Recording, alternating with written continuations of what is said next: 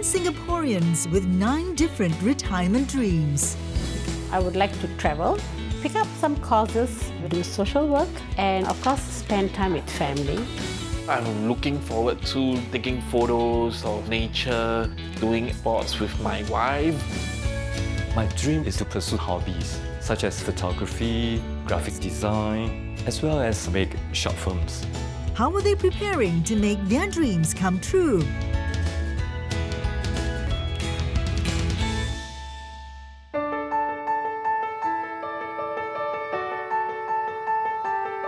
Meet Amuda Murugesan, a nurse who knows too well that money can't buy health. 12 years ago, she was diagnosed with hypertension. Keeping fit through regular exercise is a must, especially since Amuda is planning for an active retirement. My retirement dreams are to travel to both Southeast Asia and Europe and do social work in nursing homes, take up courses like sociology, spend time with my elderly mother and looking forward to grandchildren, and also continue with my exercises, my cooking. I will not retire completely. I will definitely continue working, maybe part-time or private nursing.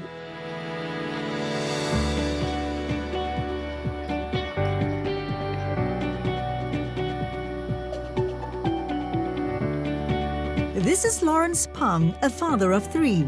He runs a company that provides photography and videography services. He also teaches and maintains his own YouTube channel. I'm really looking forward to my retirement, to do things like going to the park, to take photos, cycling, jogging, hiking with my wife. I think I can live this particular lifestyle when I reach the age of 60, when my youngest have finished her university. But I wouldn't want to stop working. I would love to continue to work.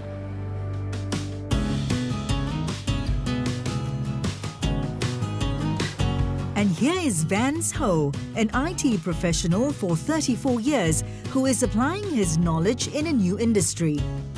He believes in living life to the fullest despite health conditions like high cholesterol, hypertension and knee pain. My dream retirement lifestyle is, firstly, to take good care of myself and to maintain good health with more regular exercise and healthy meals. Secondly, to pursue some of my dream hobbies, such as photography, graphic design, as well as make short films. Thirdly, hope to travel twice a year. Vance plans to be semi-retired by age 65. So what do financial experts think of their retirement plans? For the 3 profiles, they all identified that in order to lead their desired retirement lifestyle, they need to maintain the pink of health. With age, medical costs would also rise, so this would actually also pose as an added expense that we need to budget into our retirement planning.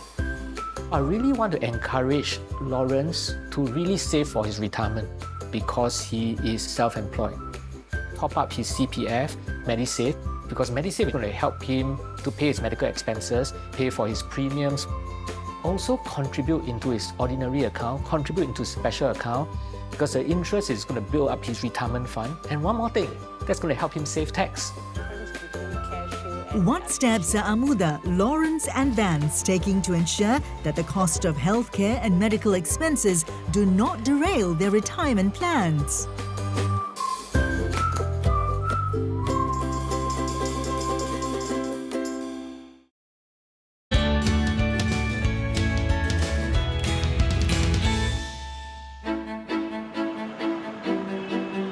Everyone should plan for retirement with 3 goals in mind: a fully paid home with no outstanding debts, enough savings and retirement income to support one's desired lifestyle, and adequate healthcare savings and appropriate health insurance cover for medical expenses. So are Amuda, Lawrence and Vance financially ready for retirement? 61-year-old Amuda plans to volunteer in nursing homes, travel more and take up courses when she retires. I'm financially stable, I would say, because I've paid up for my house. The only loan I have is my car loan. I estimate I will have $2,000 to $3,000 a month from my CPF life and annuity plans. On top of that, I have health insurance products and adequate savings for my retirement. The health concern I have is hypertension, which runs in my family. The insurance products I have at the moment are ElderShield with supplements from my private insurer, MediShield Life with a private integrated shield plan, and I have disability income, critical illness and personal accident plans. I decided to buy these policies so that I can save on my out-of-pocket expenses and also on my pre- and post-hospitalization expenses. I believe I will be able to afford these premiums because I have enough savings. For Amuta, she seems to be fairly adequate in this area of healthcare planning for her retirement. What she needs to be mindful is that with age, the premiums for her healthcare insurance will actually increase. She will then have to budget the rising premiums into her retirement planning. The thing we need to understand about insurance is that it is a risk management plan. The primary purpose for insurance is protection. Buy as much as you need, but please pay as little as you can so that you leave enough surplus, not just to accumulate for your future, but also to live a life today. To provide basic healthcare protection for all Singaporeans, the government has introduced several national insurance schemes. So as we age, insurance becomes quite important in two areas. The first is in the area of medical care, and for that, we launched MediShield Life in 2015. MediShield Life provides universal and lifelong coverage for large medical bills such as hospitalization for all Singaporeans and permanent residents, regardless of their age or their health condition. For long-term care, we had launched ElderShield in 2002. ElderShield is a basic long-term care insurance scheme which gave you monthly payouts for up to 72 months. We replaced ElderShield in October 2020 with CareShield Life. So CareShield Life is better than ElderShield because it gave lifetime coverage for as long as one was severely disabled, and it also gave larger payouts on a monthly basis. CareShield Life and MediShield Life premiums can be fully paid for using your MediSave accounts. Derek, can you refresh me on the policies and plans I have? Yeah. Okay, I've prepared this policy. Amuta might want to consider to change her ElderShield plan to CareShield Life. Now, with regard to MediShield Life, Amuta has got an integrated shield plan. She has a choice to go for what? B1 and above. What are the key factors one should consider before buying an integrated shield plan? Before you consider upgrading your basic plan, I think you really got to first ask what is it that you need. So let's say you are currently on MediShield Life. That allows you to stay in a B2 and C ward. Now, does it mean that you should buy an integrated plan that allows you to stay in a private hospital? Now, that option seems good. However, you've got to ask yourself whether in reality you would do that, because it's not just about paying for the medical expenses when you are hospitalized. It is the post-hospitalization expenses that's going to be very expensive. Secondly, it's about affordability. As you get older, premiums becomes more expensive and it eats into your retirement fund. So do consider whether you can afford it, not just for now, but also for the future.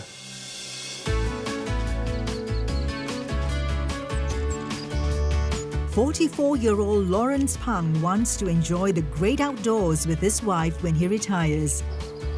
For now, he's watching his diet and staying active as he has gout and high cholesterol.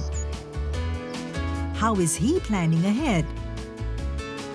Currently, my financial obligations will be mortgage loan, car loan, as well as the kids' educational fee. I do have some passive income. For my YouTube channel, during the good months, I will get around 4 figures, and during the bad months, I will get around 3 figures at least. As a freelancer, I do not have employer to help with CPF and MediSave, so it's a discipline to top up my MediSave. Hi, doctor. Hi. Mr. Lawrence, please come in. Please have a seat. My health concern right now is actually I was diagnosed with gout since I was 31 years old. That was around 13 years back. Right now I'm on medication and the gout is in control. Okay, so Mr. Lawrence, your gout result, your uric acid level is very, very good. Okay, it's 322, so it's on target. For my family history, my dad is diagnosed with cancer, as well as one of my sisters. So this may worry us. I have this private integrated shield plan with rider, elder shield, and critical illness plan. In the case of Lawrence, he is a main breadwinner.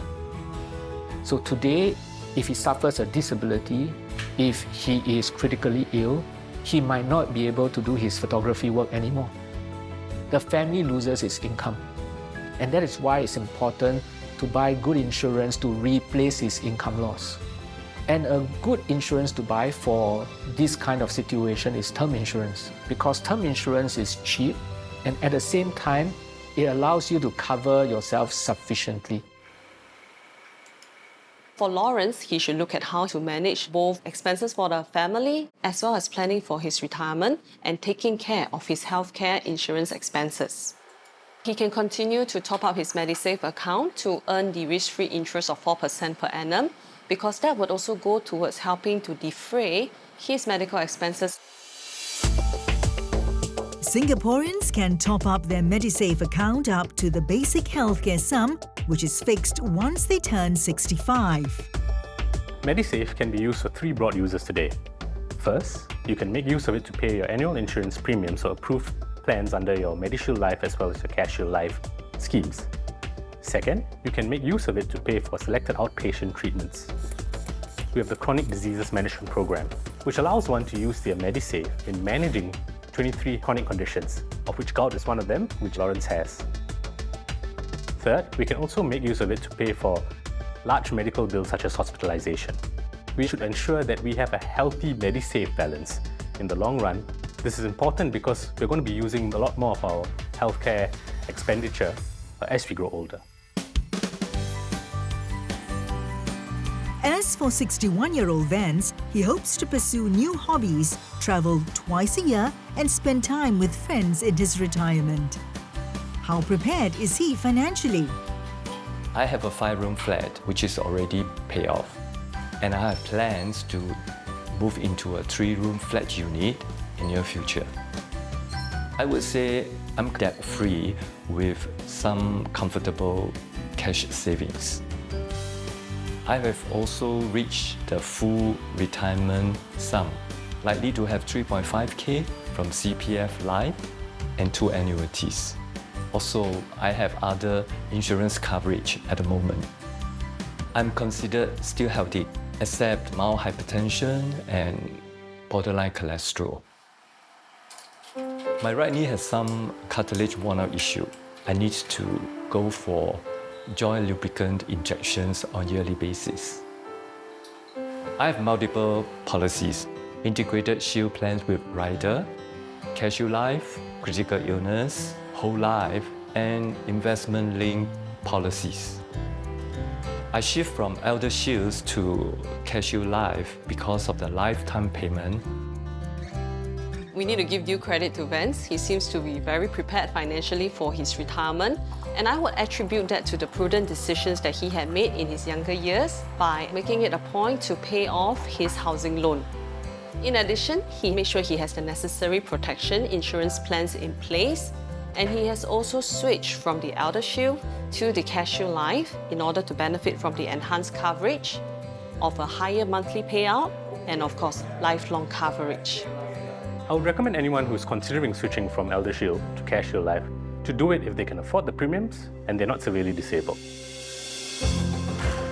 Besides participation incentives and subsidies, there is further help in the form of additional premium support so that no one has to worry about losing their CareShield Life or MediShield Life coverage because they are unable to afford the premiums. Ensuring adequate protection for healthcare needs is important to Amuda, Vance and Lawrence as they prepare for their retirement. So is planning for healthcare, personal welfare and estate matters. How are they going about this?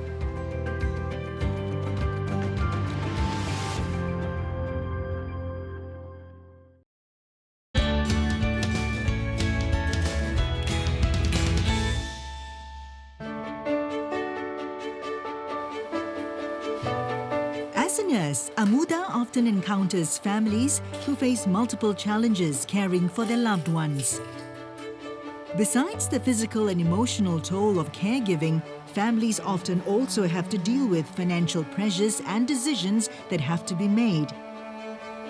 As a result, this mother of 2 adult children is a strong advocate of early planning for healthcare, personal welfare and estate matters.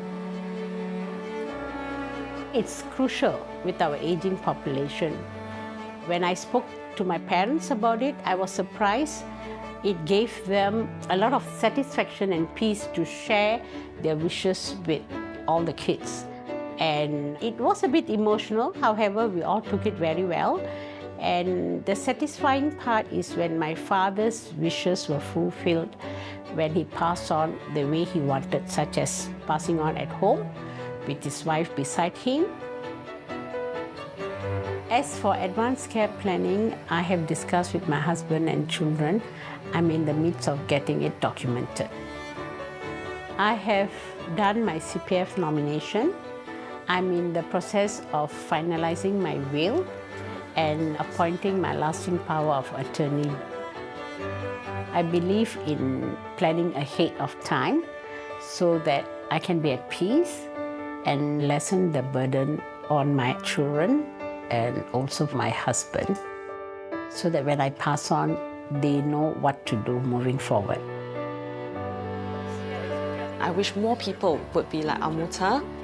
Planning ahead is important because we know life is uncertain. When things happen, it may be too late for us to convey our wishes. Firstly, let me talk about advanced care planning, ACP. In the event that we are seriously ill, how would we like our care plan to be executed? Our family members may be at a loss, but if we are able to convey these wishes of ours prior, then it will give them clarity on how to react, on what actions to take on our behalf.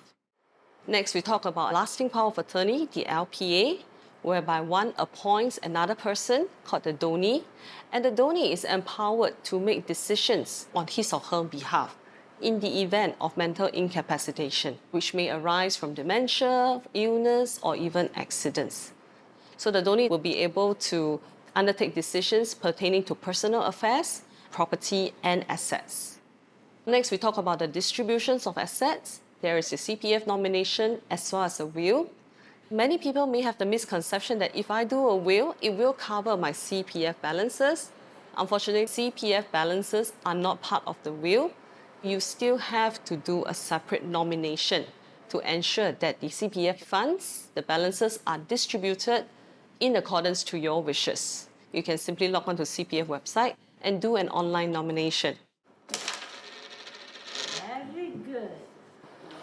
If we are able to ensure that our lasting power of attorney, our will, our CPF nomination, and our ACP has been done, has been communicated, we will be able to prevent delays, prevent disputes among family members, and we will be able to ensure that our wishes, our desires are being carried forth.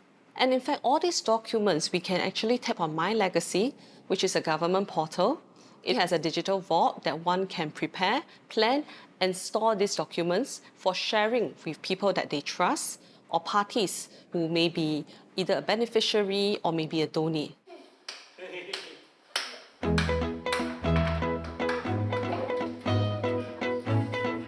Planning for healthcare, personal welfare and estate matters is crucial for someone like Lawrence who has young dependents. I have actually done my CPF nomination. I also have done advanced care planning and the lasting power of attorney. Ready? Okay, 1, 2, 3. I've decided to do this at my age because I have 3 young kids depending on me, as well as my wife. She's not working at this moment, so she's also depending on me. Just in case anything happened to me, I want them to get the money immediately and there's no delay. So what's really left for Lawrence now is to finalize his will. Now, in the absence of a will, how would a person's estate be distributed upon death? It will be in accordance with the laws of intestacy, and that may or may not be in accordance with the person's desire. Singles like Vance should also make plans so that their assets are distributed according to their wishes. Most likely I will donate to some charity. I've thought of estate planning and doing a will, but I do not know how to go about it. To learn more about planning for healthcare, personal welfare and estate matters, Vance attended a free public workshop organised by MoneySense. MoneySense is Singapore's national financial education program that aims to help people manage their money well and make sound financial decisions. The workshop really helps me to understand my current situation. I'll sit down and review all my legacy planning, such as CPF nominations, lasting power of attorney, as well as will. In the absence of suitable family members or close friends that can be appointed as a donee in the lasting power of attorney, one can engage and appoint a professional deputy to do so and have a will drafted with a law firm. Singaporeans planning for healthcare, personal welfare and estate matters can check out the My Legacy website. And those who want to start retirement planning can find help from the MoneySense website.